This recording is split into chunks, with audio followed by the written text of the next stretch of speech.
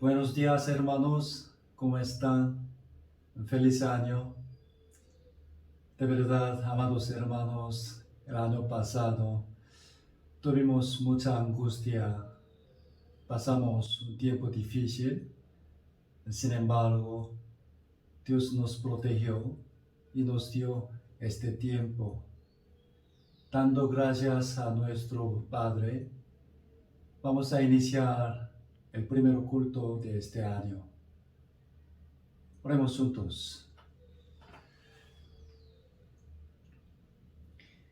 Nuestro Dios, Padre poderoso y santo, que nos amas siempre, te agradecemos porque nos salvaste a nosotros que vivíamos en el pecado y nos recibiste como tus hijos y nos ha dado la vida eterna. En el año pasado, muchas personas sufrieron y murieron por el coronavirus. Te damos gracias por haber protegido a nuestra vida. Quiero pedirte, Padre, que consueles la tristeza de los que perdieron a sus familiares. Aunque no hemos podido reunirnos en la iglesia por mucho tiempo por la pandemia y no pudimos realizar muchas obras que deseábamos, creemos que tu sabiduría es perfecta y tu voluntad es absolutamente buena. Por eso, queremos iniciar este año esperando el día en que todo se convierta en una mejor condición. Por favor, nuestro Señor poderoso, te rogamos que guardes nuestras vidas y nuestros familiares, que recuperes a los que están delicados, que confortes nuestros corazones cansados y que restaures la vida cristiana de los hermanos que están apartados de la iglesia. Creemos que tú, Señor Jesús, puedas venir en este año. Ayúdanos a esperar dignamente este día y a prepararnos con la actitud adecuada. Ayúdanos a dejar las cosas vergonzosas y vivir con el nuevo corazón. También haznos tener pasión ardua para salvar a muchas almas dentro del poco tiempo que queda. Gracias también por permitirnos este nuevo año y por darnos la vida, fuerza, el alimento necesario y este tiempo para recibir tu palabra. Señor, protege y bendice a nuestras iglesias en cada lugar. También, por favor, dame la sabiduría necesaria y el corazón digno para transmitir correctamente tu santa palabra. Agradeciendo tu gracia, Señor, hemos orado en el nombre de Jesucristo, nuestro Salvador. Amén. Hermanos, hoy es el primer domingo del año 2021. El año pasado, todo el mundo sufrió un dolor inesperado por el coronavirus. Muchísimas personas se enfermaron, murieron y un sinnúmero de personas fracasaron en su negocio. El uso de mascarillas ya se ha convertido en la vida normal y muchísimas cosas han cambiado y ya no es igual que antes. Incluso la iglesia no ha podido realizar el culto presencial durante 10 meses. Deseo que esta situación se solucione este año y que nuestra vida y las actividades de la iglesia vuelvan a la normalidad y que nuestro Señor poderoso derrame en ustedes abundante gracia, paz y misericordia. Hoy vamos a considerar juntos la historia de Gedeón, que sale en el libro de Jueces. Especialmente, vamos a recibir la lección a través de sus 300 soldados. ¿Qué actitud tuvieron y cómo batallaron? El título de la palabra de hoy es Los soldados de Gedeón. Primero, leamos 3 versículos. Busquemos Jueces capítulo 7. Jueces capítulo 7.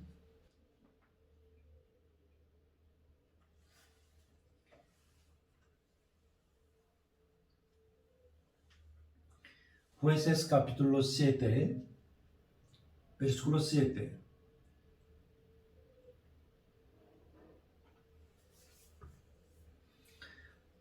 Jueces capítulo 7, versículo 7. Leamos juntos. Entonces Jehová dio a Gedeón: con estos 300 hombres que lamieron el agua os salvaré, y entregaré a los madianitas en tus manos. Y váyase toda la demás gente, cada uno a su lugar. Y versículo 20. Versículo 20. Y en los 3 escuadrones tocaron las trompetas, y quebrando los cántaros, tomaron en la mano izquierda las teas, y en la derecha las trompetas con que tocaban, y gritaron: por la espada de Jehová y de Gedeón. Y un versículo más, capítulo 8, versículo 4. Capítulo 8, versículo 4. Leamos juntos.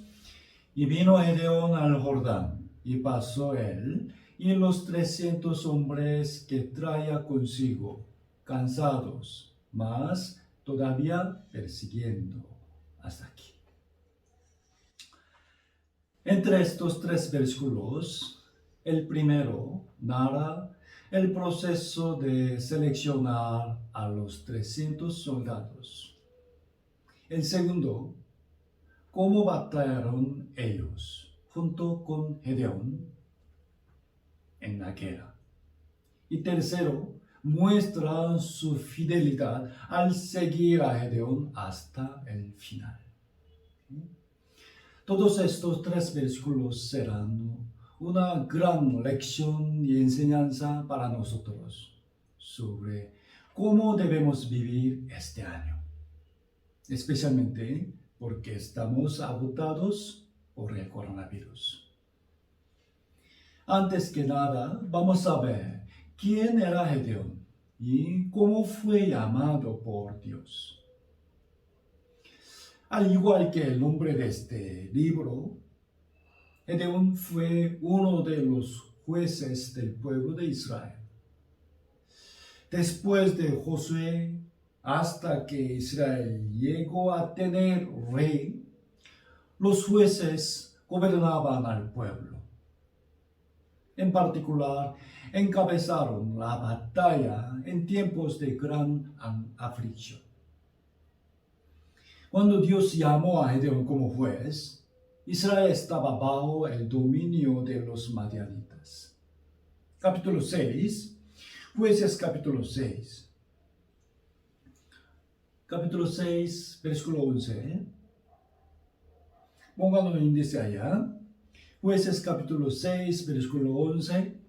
Mire, y vino el ángel de Jehová y se sentó debajo de la encina que está en Ofra, la cual era de Joás Abeserita.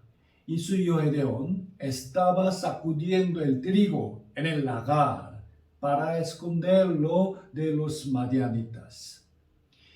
El ángel de Dios llamó a Gedeón en el versículo 12. ¿Okay? Justo antes de esto, ¿qué estaba haciendo él? estaba sacudiendo el trigo en el lagar. ¿Sabe? El lagar era un lugar donde antes la gente ponía uvas y exprimía vino. ¿Ok? Cuando uno sacude el trigo, se levanta mucho polvo, ¿no? Por lo que tenía que hacer esto en un patio amplio. Pero Gedeón lo estaba haciendo en un lagar angosto, donde no había viento. Obviamente hacía mucho calor, era difícil de respirar. ¿Por qué lo hacía ahí? Para esconderlo de los madianitas. Cuando el pueblo de Israel comenzaba a sacudir el trigo, los madianitas lo observaban de lejos y descendían a quitarles todos los granos. Por eso, él tuvo miedo y estaba trabajando duramente escondido en el lagar. ¿Qué quiere decir esto?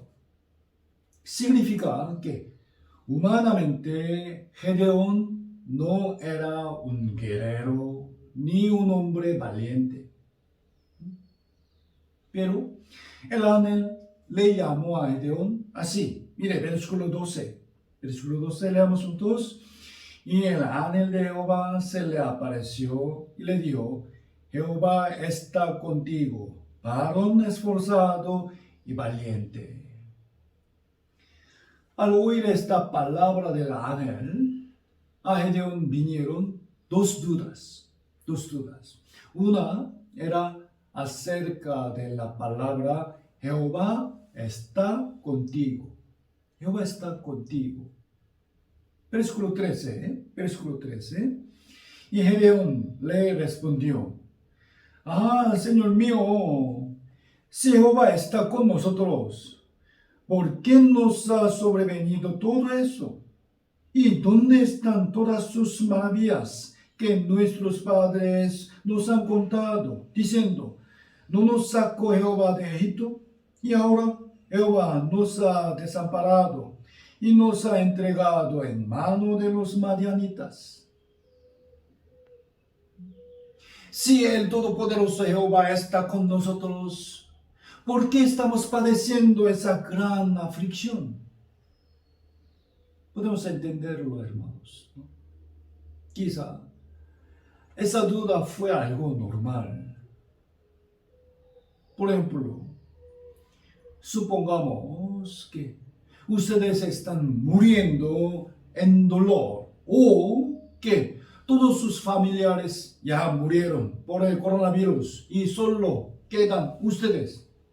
En ese momento, las palabras Jehová está contigo no sonarían tan agradables, ¿cierto? En realidad, el tormento que estaba sufriendo Israel en ese momento no era porque Dios no estaba con ellos, sino por sus pecados. Nosotros también podemos ser así. Cuando sufrimos una aflicción grave, llegamos a sospechar si realmente Dios está con nosotros. Y hasta nos quedaríamos con Él. Por supuesto, entiendo que es difícil, pero se necesita la fe precisamente en esos momentos de angustia, ¿no? Tenemos que buscar las razones del sufrimiento primero en nosotros. Yo he hecho algo indigno ante Dios. Y Gedeón tuvo otra duda más. Otra duda. ¿Qué varón esforzado y valiente soy? Yo tengo mucho miedo de los madianitas. Como fue descrito en el versículo 11, Gedeón no era una persona valiente para nada, sino que en realidad era un cobarde. Versículo 14. Versículo 14. Mirándole Jehová, le dijo: ven con esta tu fuerza y salvarás a Israel de la mano de los madianitas. ¿No te envío yo? Entonces le respondió: Señor mío, ¿con qué salvaré yo a Israel? He aquí que mi familia es pobre en Manasés y yo el menor en la casa de mi padre. Gedeón, al pensar en sí mismo, era muy débil e insignificante. Por eso no podía creer en la palabra de Dios que haría grandes obras a través de él. Entonces, para Gedeón, Dios probó que el que hablaba con él era verdaderamente el ángel de Jehová. Y luego, versículo 24,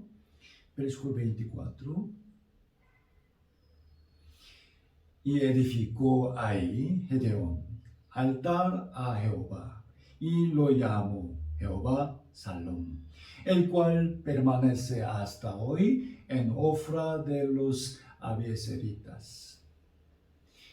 Edificó Gedeón altar a Jehová. Significa que él decidió a servir, a seguir a Dios. Entonces, Dios le dio una tarea. Versículo 25.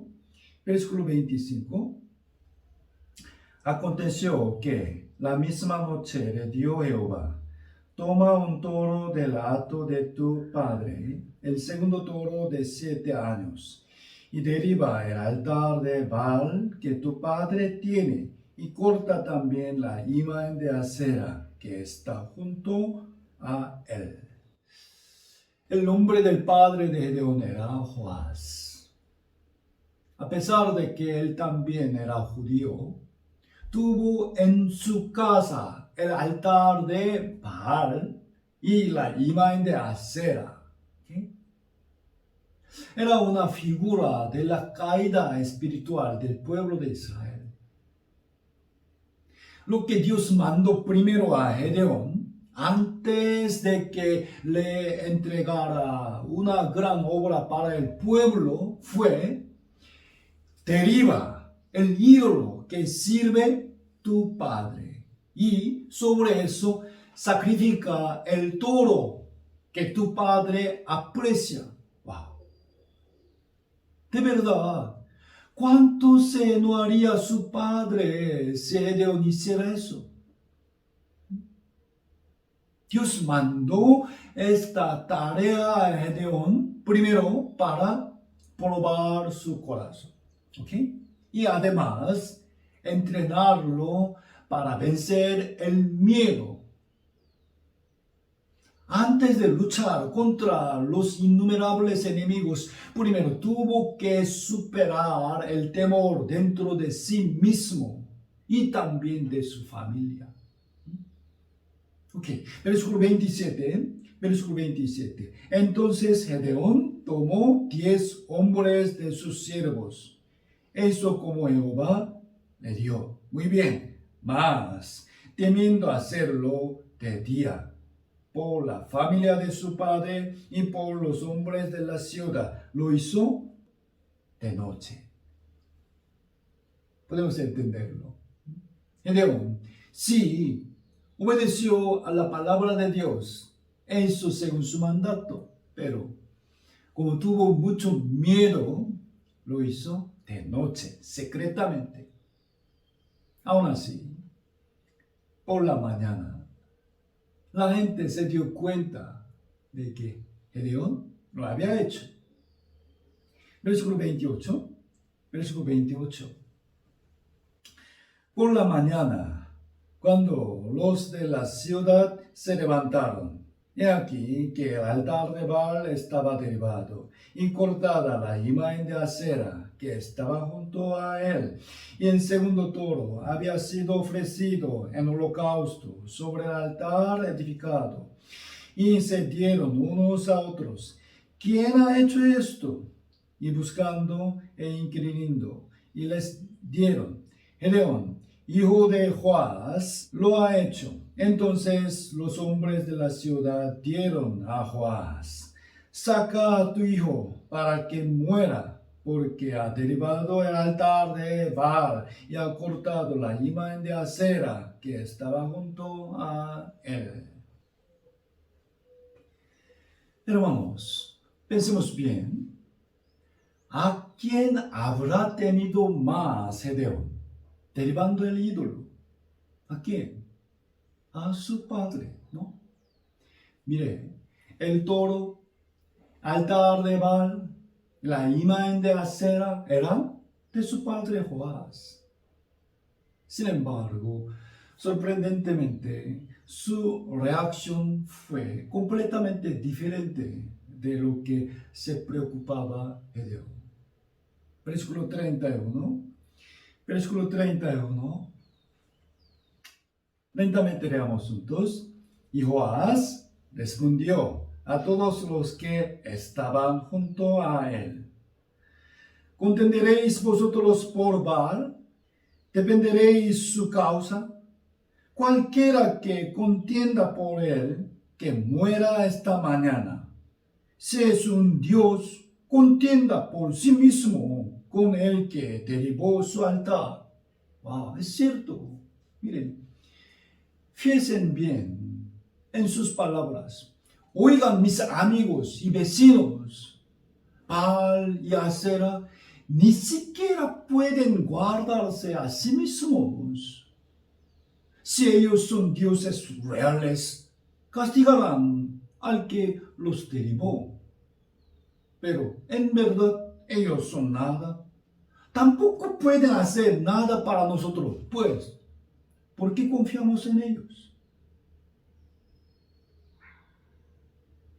Hermanos, ¿por qué habrá pensado y hablado así Joás? Solamente para proteger a su propio hijo Gedeón, porque la gente lo quería matar. ¿Así? No lo creo.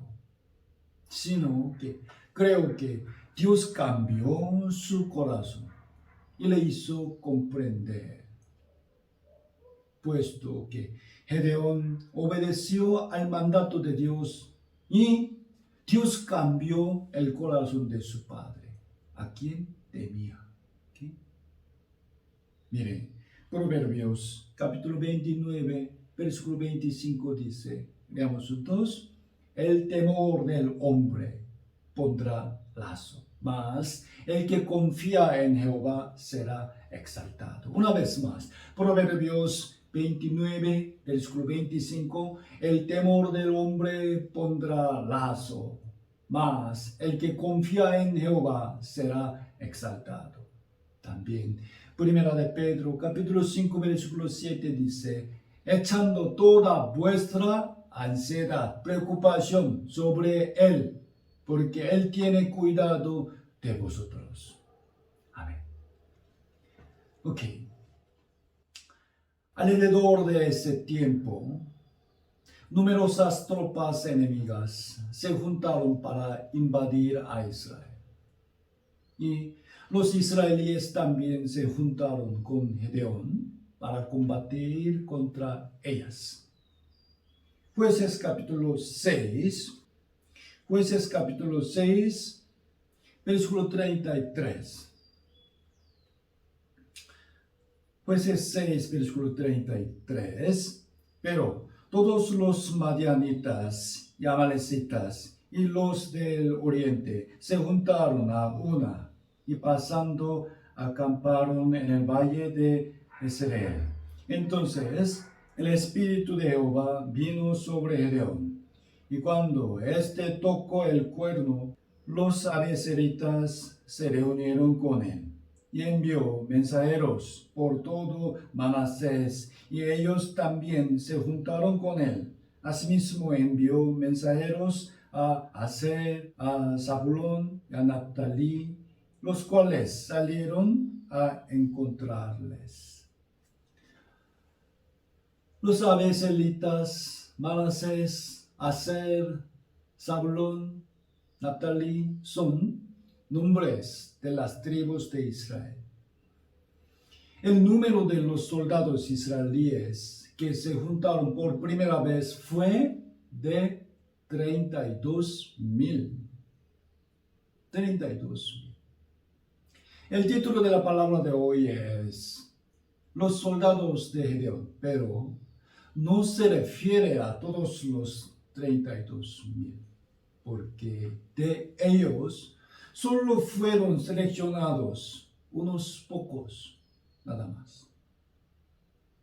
Dado que el enemigo era fuerte y numeroso, obviamente para Israel hubiera sido mejor juntar a muchos más soldados. Sin embargo, al contrario, Dios dio que eran demasiados. Vamos a ver, capítulo 7, versículo 2, capítulo 7, versículo 2, leamos juntos. Jehová dijo a Gedeón: el pueblo que está contigo es mucho para que yo entregue a los madianitas en su mano. No sea que se alabe Israel contra mí, diciendo: mi mano me ha salvado. Si hubieran ganado la guerra con muchos soldados, no habrían considerado que todo era por el poder y gracia de Dios y no le habrían agradecido para nada. Por eso, versículo 3, Jehová dijo, leamos juntos: ahora pues, haz pregonar en oídos del pueblo, diciendo: quien tema y se estremezca, madrugue y devuélvase desde el monte de Galaad. Y se devolvieron de los del pueblo 22,000 y quedaron 10,000. Entre los que se juntaron, había muchos que estaban ahí a regañadientes, ¿no? Es decir, aunque no querían participar a la batalla por el miedo, solo siguieron la corriente, pues tenían vergüenza de quedarse solos y de ser criticados como cobardes. Por eso, cuando dijo: quien tema y se entremezca, devuélvase, solo se quedó un tercio de los que se reunieron al principio. Tal vez había preocupación o queja en el corazón de Gedeón. Necesitamos a muchos soldados para luchar, pero ¿por qué Dios hizo retirarse a tantos? Pero Dios dijo que tenía que devolver a más, porque aún 10,000 era mucho. Versículo 5. Entonces llevó el pueblo a las aguas, y Jehová dijo a Gedeón: cualquiera que lamiere las aguas con su lengua como lame el perro, a aquel pondrás aparte.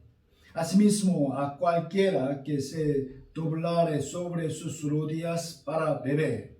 Y fue el número de los que lamieron llevando el agua con la mano a su boca, 300 hombres, y todo el resto del pueblo se dobló sobre sus rodillas para beber las aguas. Versículo 7, leamos juntos. Entonces Jehová dijo a Gedeón: con estos 300 hombres que lamieron el agua os salvaré, y entregaré a los medianitas en tus manos. Y váyase toda la demás gente, cada uno a su lugar. Distingamos bien mirando ese dibujo. Les hizo beber agua a los 10,000, pero los que inclinaron las cabezas al agua como los perros fueron devueltos, mientras que los que tomaron el agua en las manos y la lamieron fueron seleccionados.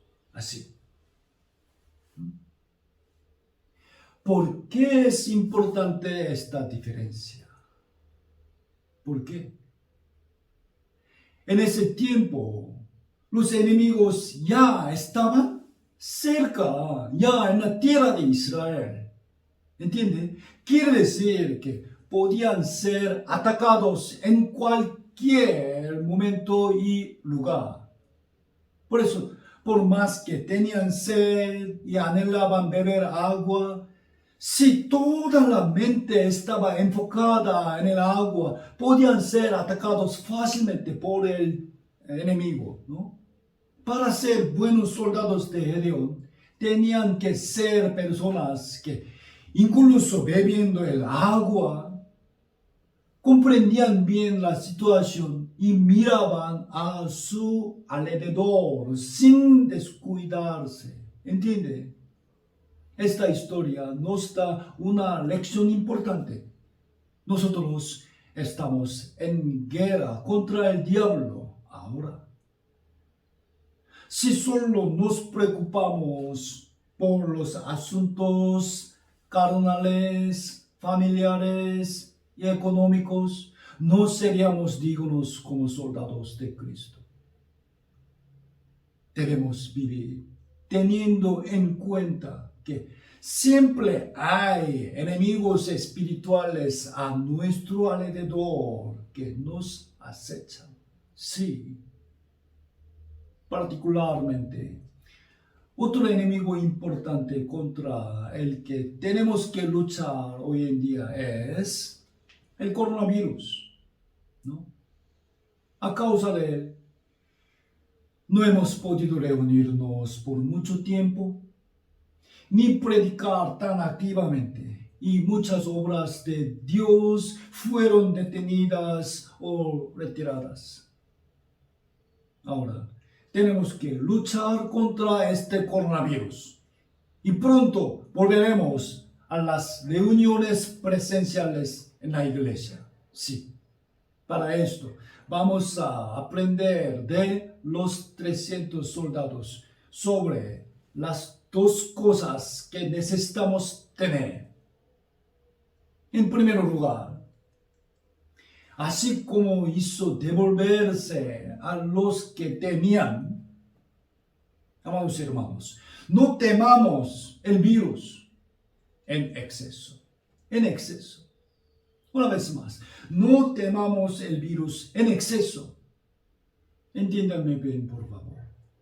Jamás estoy diciendo que está bien comportarnos como nos da la gana. No.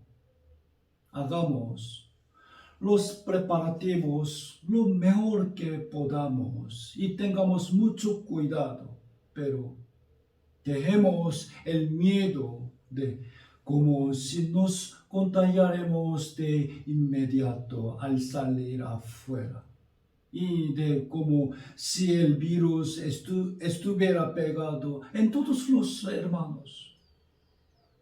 No obstante, si actuáramos imprudentemente con respecto a este virus, eso sería como los hombres que bebieron con la cabeza en el agua sin mirar a su alrededor. ¿Entienden? La fe y la precaución debemos tener ambas cosas. Estamos planeando comenzar las reuniones presenciales en la iglesia después de 2 semanas, a partir del día 17 de enero. Por supuesto, si la coyuntura empeora, este plan también cambiará. Entiendo bien que también muchos hermanos se preocupan. yo quiero que hagamos los mejores preparativos posibles para protegernos. En primer lugar, desinfectaremos la iglesia los sábados por la noche, contratando a profesionales. Y prepararemos suficientes mascarillas para que al ingresar al templo nos cambiemos a nuevas mascarillas. Además, queremos instalar una cabina sanitizante a la entrada. ¿Qué es esto? Al pasar por ahí, no solo desinfectará las manos, sino hasta ropa y zapatos completamente. Es verdad que para preparar todo eso tendremos muchos gastos. Aún así, yo lo haré a toda costa, porque nuestra seguridad y vida son más valiosas que el dinero. Quiero pedirles a ustedes algunas cosas. Primero, no me juzguen a mí ni a otros hermanos solo porque no estén de acuerdo con sus propias opiniones. ¿Ok? Decir, Dios nos protegerá, por eso vamos a reunirnos tal como estamos sin preocuparnos. No es tener buena fe, sino ser imprudente e irresponsable. Por favor, no juzguen a los que se preocupan y vacilan en venir a la iglesia como si no tuvieran fe. Al contrario, tampoco podemos seguir diciendo para siempre, no, todavía no debemos reunirnos. Los que dicen que hay que reunirnos ya son necios. Por favor, hermanos, no temamos en exceso, pero les pido a los mayores y a los que están mal de salud que se queden en casa. Por favor. Y los que todavía están preocupados y sienten incómodos en venir a la iglesia, no se preocupen. Espero que no sientan ninguna presión ni piensen que alguien les van a juzgar. No podremos sentarnos tan cerca como antes, ni alabaremos. Lamentablemente. Tampoco tendremos almuerzo en la iglesia, sino que les daremos agua y bocadillos al salir para que puedan comer afuera. Aunque sea de esa forma, es necesario iniciar las reuniones. Entiendo bien. La situación de ahora es un gran riesgo para todos nosotros, tanto carnal y espiritualmente. Realmente es necesario tener las reuniones. Por lo tanto, esforcémonos lo más posible por nuestra seguridad. Hay una palabra que no quiero escuchar. Así. Muchas otras iglesias ya comenzaron a reunirse, pero ¿por qué nuestra iglesia aún no se está reuniendo? Entonces, quiero preguntarle, ¿quién juzgó que la decisión de esas iglesias fue ciertamente correcta? ¿Quién juzgó? Pensemos bien, amados hermanos. ¿Qué tipo de ayuda realmente darían esas iglesias que se apresuraron en reunirse a sus miembros si ellos se contagiaran por el virus? ¿Cómo es nuestra iglesia? ¿Cómo es nuestra iglesia? Durante la cuarentena, e incluso desde mucho antes. No solo hemos ayudado a los hermanos en necesidad por la oración, solo esto no, sino también con el dinero. Por eso, si alguien contrae el virus en el futuro, lo ayudaremos sin abandonarlo. He sido muy cauteloso, es cierto, con las reuniones, porque nuestra iglesia tiene ese gran sentido de responsabilidad. Cuanto más aman los padres a sus hijos, más les preocupa que sus hijos se lastimen o que hagan malos amigos. En verdad, Corea es uno de los países que ha combatido mejor el COVID. Pero últimamente hay alrededor de 1,000 contagiados al día en Corea.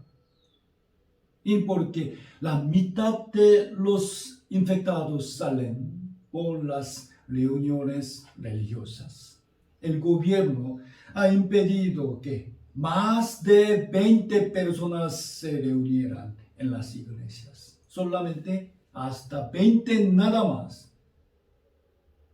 20 personas. Por lo que todas nuestras iglesias en Corea están siguiendo esta regulación para proteger a los hermanos. Encima, muchos pastores de otras iglesias gritan así que Dios sanará incluso a los que tienen el virus si asisten al culto. Así, muchísimas personas están enfermándose a causa de ellos. Y el nombre de Cristo está siendo blasfemado. Esta es la circunstancia actual de Corea. El número de contagiados en el Perú es aproximadamente 2,000, más de 2,000 al día. Sin embargo, de verdad, ¿esa estadística será correcta? Yo creo que no. Después de la crisis política del Perú en noviembre hasta ahora, el gobierno no ha podido controlar adecuadamente esta coyuntura. En realidad, todavía no deberíamos tener las reuniones presenciales, pero como el gobierno lo ha permitido, por ahora vamos a comenzar la reunión con el mayor cuidado posible, ¿ok? Volvamos al libro de Jueces y veamos más sobre la historia de los 300 soldados de Gedeón. Jueces capítulo 7, versículo 12.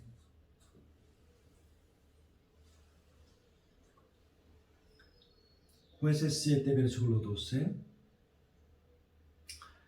Y los madianitas y los amalecitas y los hijos del oriente estaban tendidos en el valle como langostas en multitud, y sus camellos eran innumerables, como la arena que está a la ribera del mar en multitud. Los 300 soldados salieron con Gedeón a la guerra para luchar contra los madianitas, pero había demasiados enemigos para pelear contra este gran ejército. No era suficiente tener armas generales como las espadas, lanzas o arcos, sino que habrían necesitado una arma más especial, ¿no? Pero, versículo 16,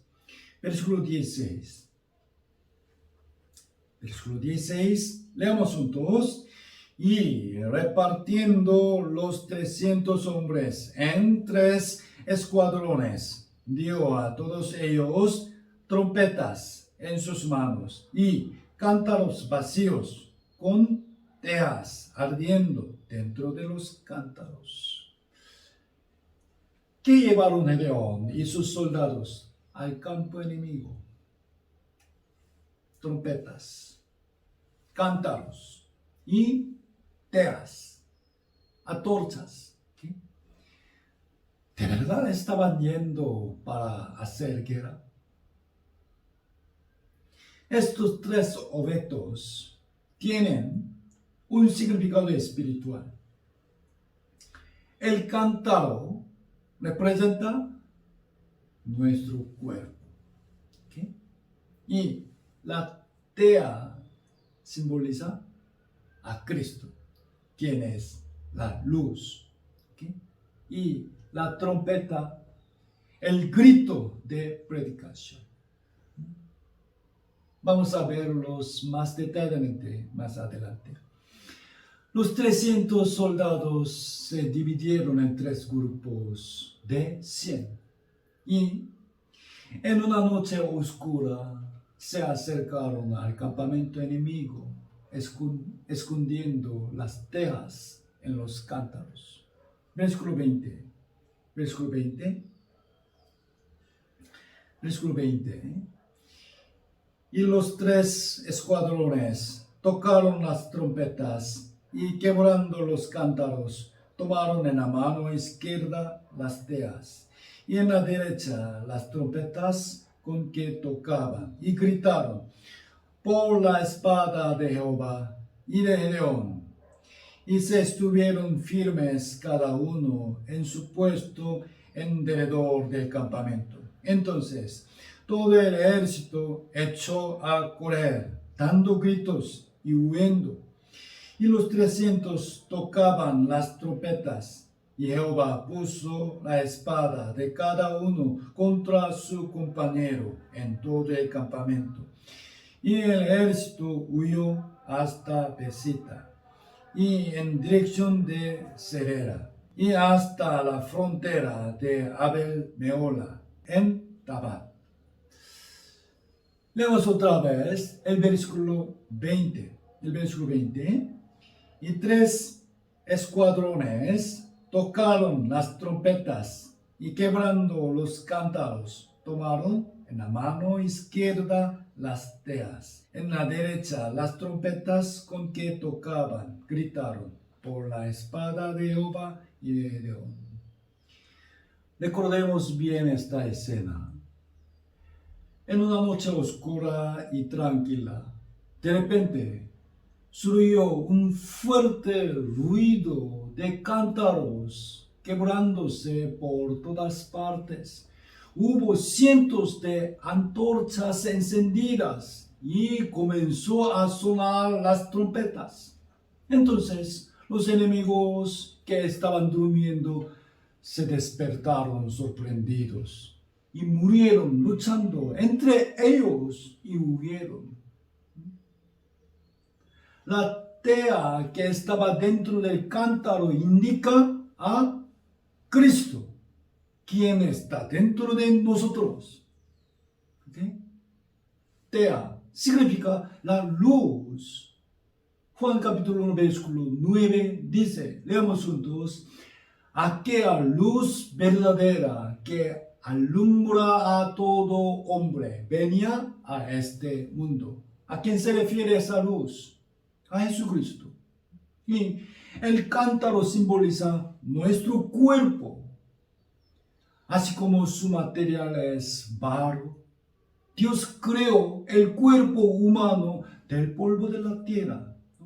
Busquemos 2 de Corintios capítulo 4. Es una palabra muy importante. 2 de Corintios capítulo 4, versículos 6 y 7.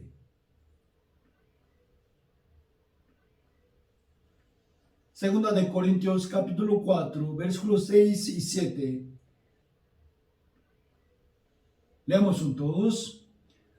Porque Dios que mandó que de las tinieblas resplandeciese la luz, es el que resplandeció en nuestros corazones para iluminación del conocimiento de la gloria de Dios en la faz de Jesucristo.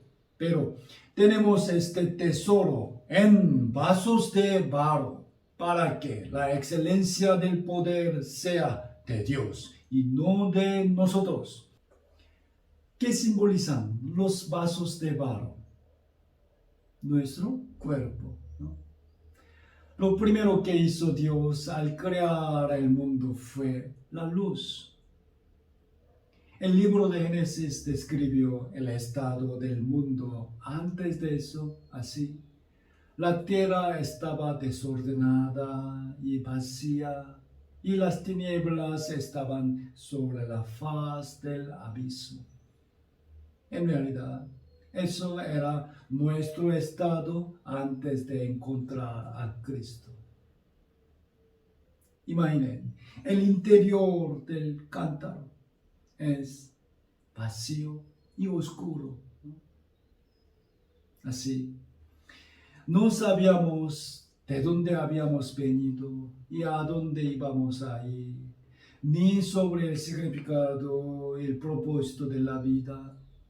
No sabíamos lo que era la verdadera felicidad, ni teníamos la esperanza viva, hasta que un día llegamos a conocer al Cristo de la cruz.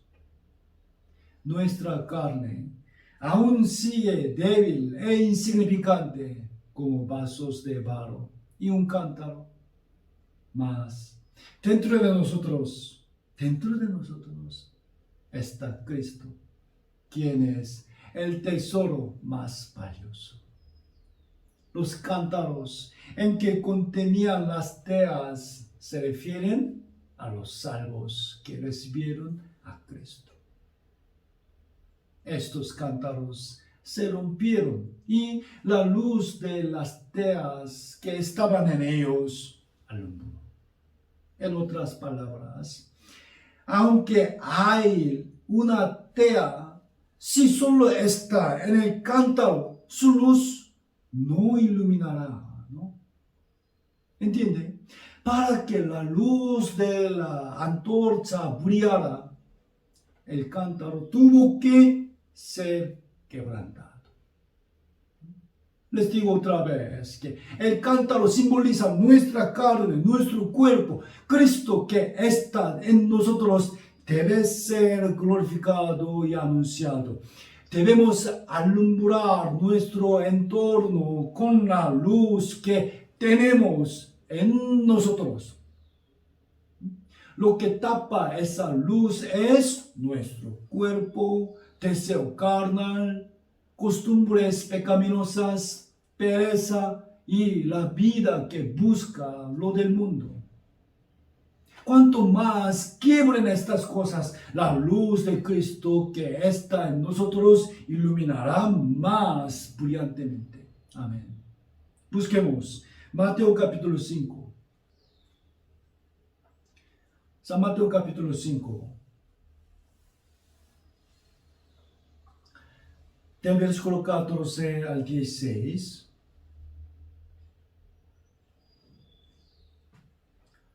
Mateo capítulo 5 del versículo 14 al versículo 16.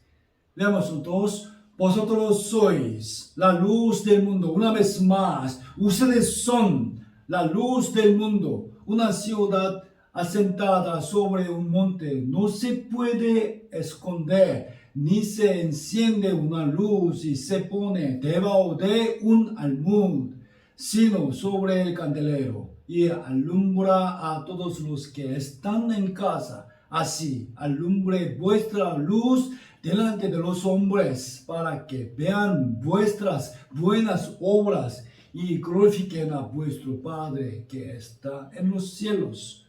Amén. Amados hermanos, Jesús, la verdadera luz que alumbraba el mundo oscuro, entró en nosotros.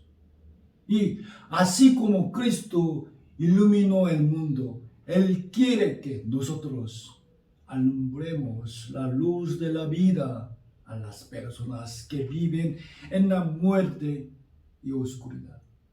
Pero si esa luz está debajo de un almud, no se puede iluminar nada. ¿Qué es esto? Almud. Almud se refiere a un recipiente que se usaba para medir la cantidad o almacenar los granos. ¿Okay? Los granos. Entonces, ¿qué significa que estar debajo de un almud? Quiere decir que si solo nos concentramos en los asuntos para comer y vivir, o vivimos cautivados por la preocupación o avaricia del dinero, Cristo no podrá ser revelado por medio de nosotros. Hay una palabra similar en el libro de San Lucas. Lucas capítulo 8. Lucas capítulo 8. Versículo 16. Lucas 8, versículo 16. Lentamente leamos juntos. Nadie que enciende una luz la cubre con una vasija, ni la pone debajo de la cama, sino que la pone en un candelero para que los que entran vean la luz. Una vasija debajo de la cama. La vasija simboliza el licor o el placer mundano. Y estar debajo de la cama indica la pereza. Los soldados de Gedeón quebraron sus cántaros para alumbrar la luz de las teas en los cuales estaban. Asimismo, los cántaros que nosotros debemos romper somos nosotros mismos, ¿ok? Y más específicamente son las cosas como el almud, vasija y cama, ¿ok? No estoy diciendo que rompamos nuestras camas, sino que vivamos diligentemente sin ser perezosos. Las cosas que los soldados de Gedeón llevaron a la guerra fueron cántaros, teas y trompetas. Quebraron los cántaros, alumbraron las teas y tocaron las trompetas. Sin duda, las trompetas representan nuestra evangelización. ¿Okay? Vamos a pregonar la obra que hizo Dios y anunciemos a las personas la salvación que cumplió Cristo. Busquemos Isaías capítulo 12. Isaías capítulo 12. Isaías capítulo 12. Versículo 2 al 5.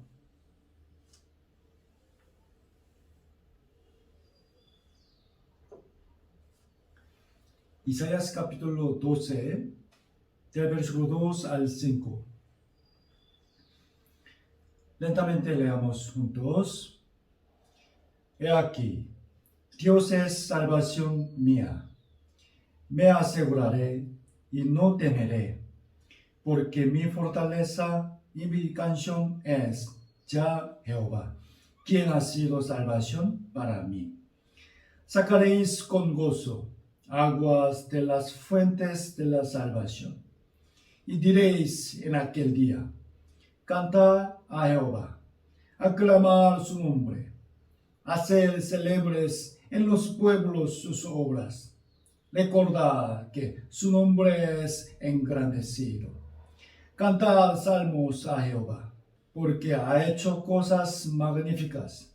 Se ha sabido esto por toda la tierra.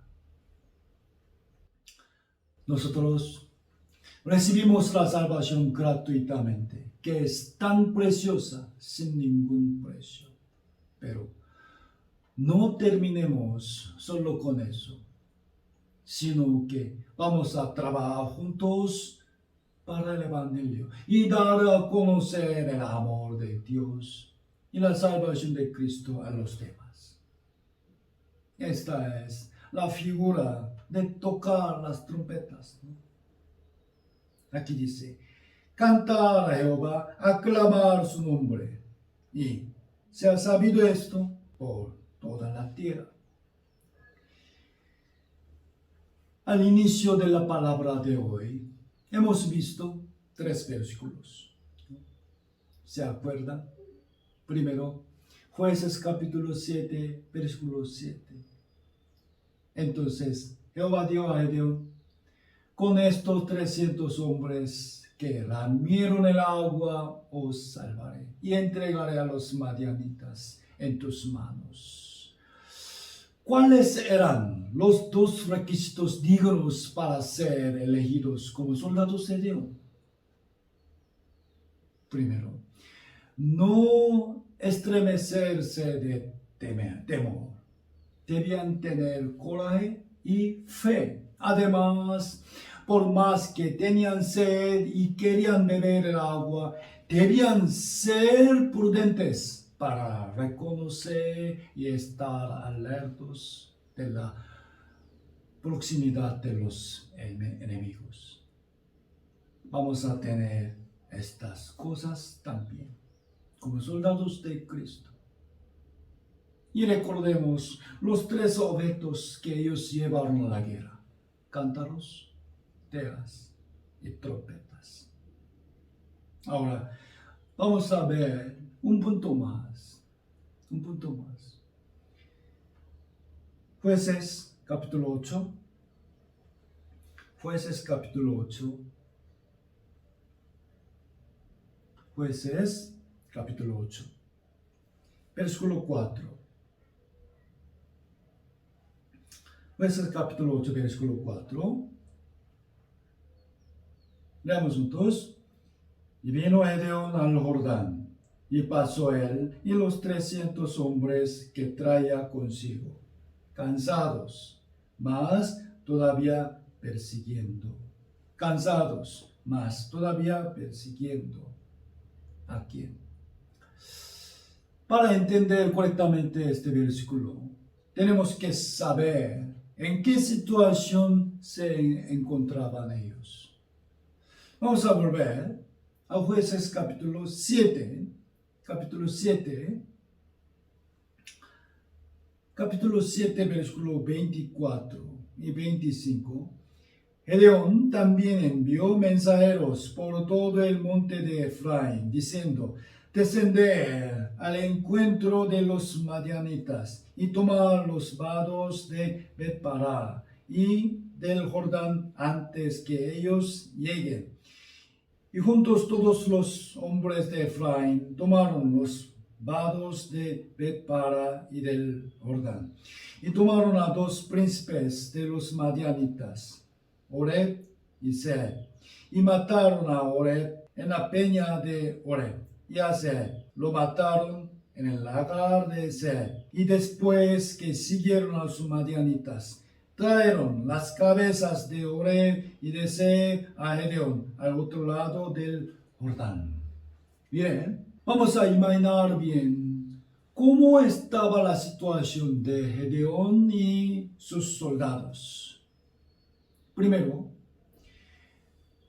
derrotaron a numerosas tropas enemigas con un ejército pequeño de 300 hombres nada más. ¿Cuán felices habrían estado? Obtuvieron una gran victoria, ¿no? Y ahora, disfrutando el triunfo, podían ser alabados por el pueblo y recibir buenos alimentos y muchos regalos. ¿Entienden? Segundo, en verdad, ellos estaban sumamente cansados, ¿no? ¿Por qué? Porque no pudieron dormir nada toda la noche. Y obviamente habrían estado muy ocupados el día anterior también, preparando para la guerra. Sin embargo, a pesar de que vencieron, la guerra no había terminado por completo, porque el rey de Madián aún seguía vivo y estaba huyendo. Por eso, Gedeón quiso perseguirlo. Amados hermanos,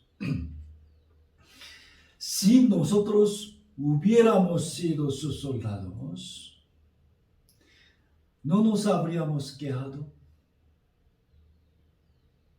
Oye, Gedeón, ya hicimos lo suficiente.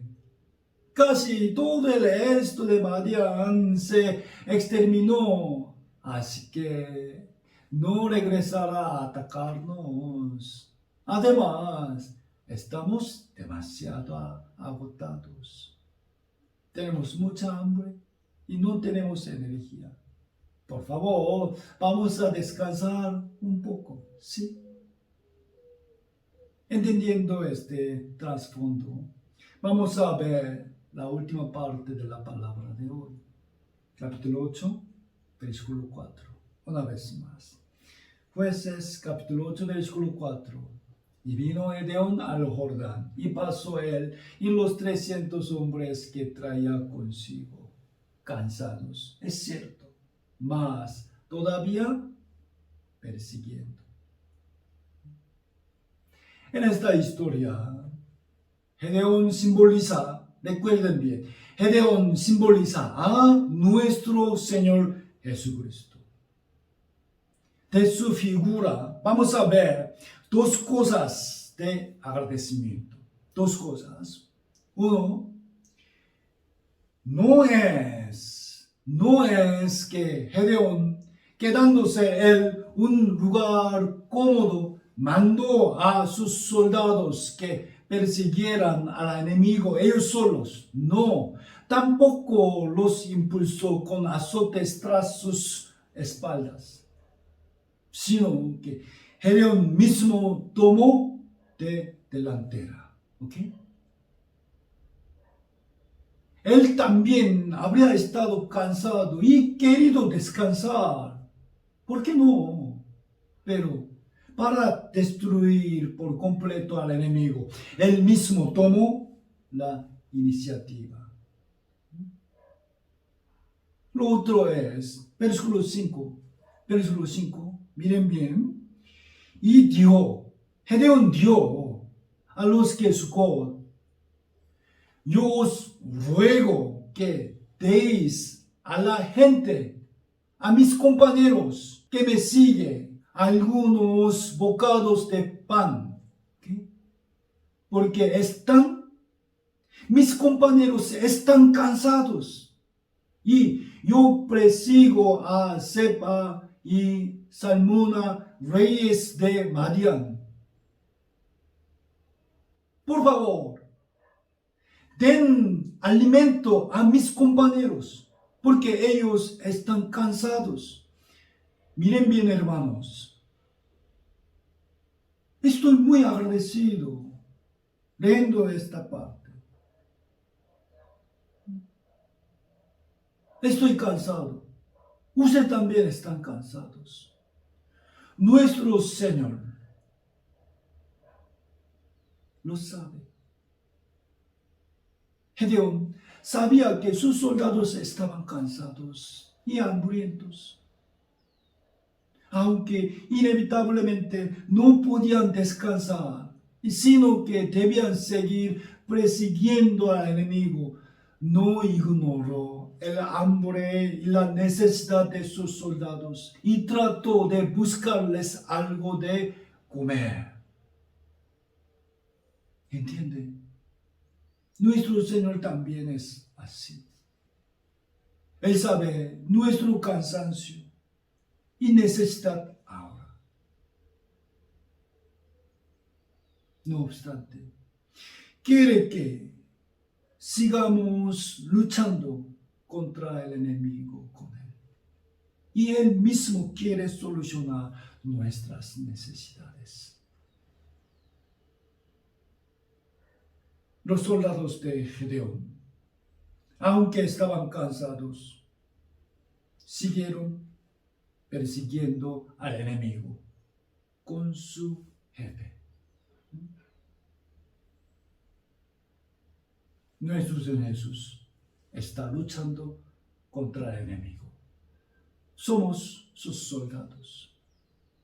Y gracias a Dios, Él sabe nuestro cansancio, nuestro estado, nuestra necesidad, nuestra preocupación. Mis amados hermanos, hoy hemos aprendido acerca de Gedeón y sus soldados. ¿Qué hemos visto? ¿Y por qué aprendimos esa historia tan antigua? En ella tenemos que ver a Cristo y a nosotros que somos sus soldados. Esta es la última palabra de hoy. Busquemos Segunda de Timoteo, capítulo 2. Segunda de Timoteo, capítulo 2. Del versículo 1 al 4.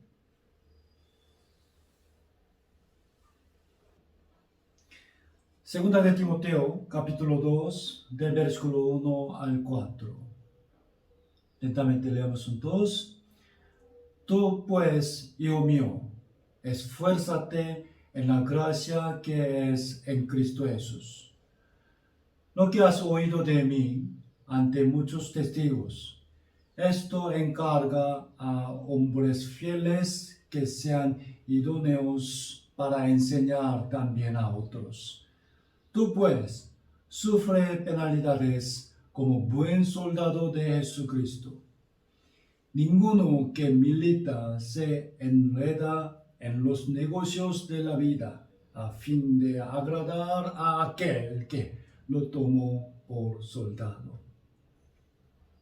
Hermanos, esforcémonos como soldados de Cristo. Esfuérzate. Esforcémonos. Escuchemos bien la palabra y obedeciéndola, y vamos a compartirla con otras personas. Como dice el versículo 3, somos soldados de Jesucristo. Sufre penalidades no significa ser castigados por haber hecho algo mal, sino que existen sufrimiento que los soldados debidamente tienen que soportar y entrenamiento que deben pasar. ¿Okay? Si vemos en otra versión dice, como un buen soldado de Jesucristo, comparte conmigo el sufrimiento. Creo que ustedes están muy cansados. El cuerpo se agota por el trabajo y el corazón también por las preocupaciones. En realidad, el año 2020 nos dio mucho cansancio. Aún así, recordemos a los soldados que siguieron a Gedeón aunque estaban cansados. Ánimo, hermanos. Esforcémonos. Deseo que este año tengamos salud y la paz de Dios, todos nosotros, y muchos de nuestros familiares y amigos sean salvos. Y hagamos una gran obra para el Señor.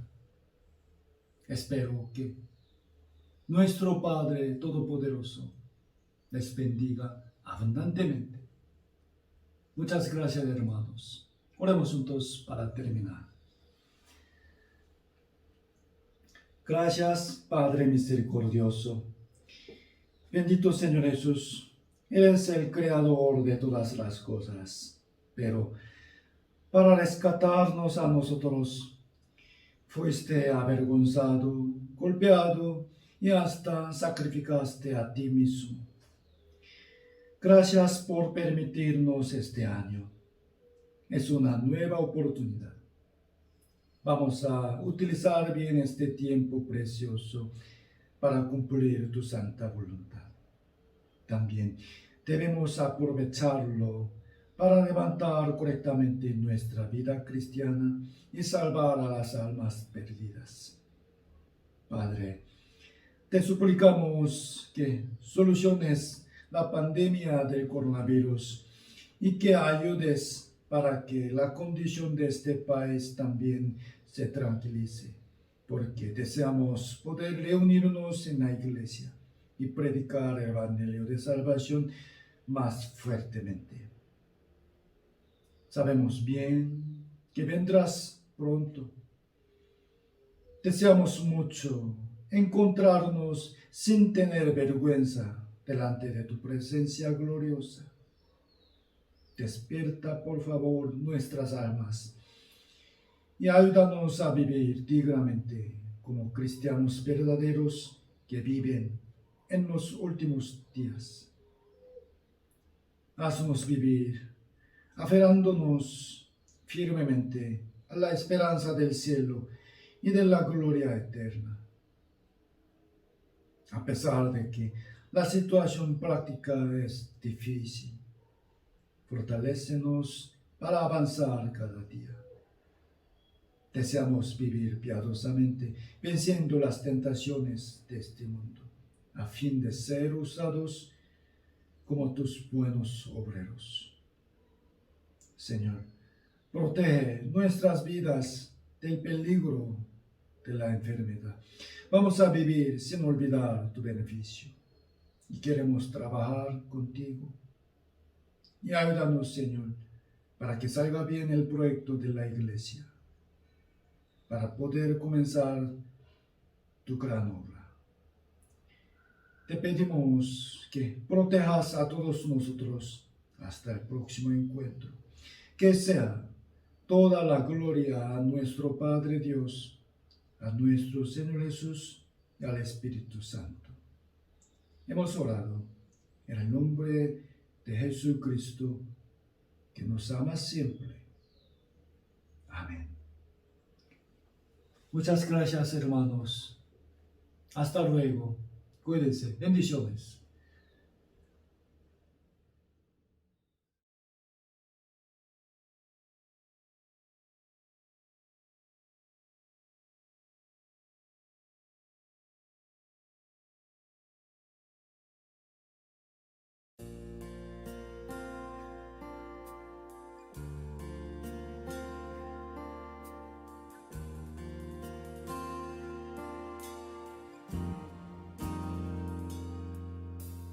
Hasta que vuelva mi buen Jesús, yo iré por este caminar,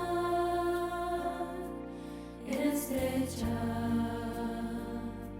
senda es,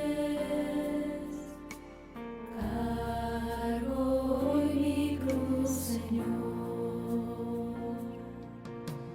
Al final de este camino, yo veré el rostro de Jesús,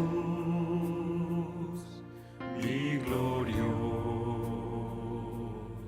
Señor, me recibirá al fin. Hasta que vuelva mi buen Jesús, me levantaré, correr tras él.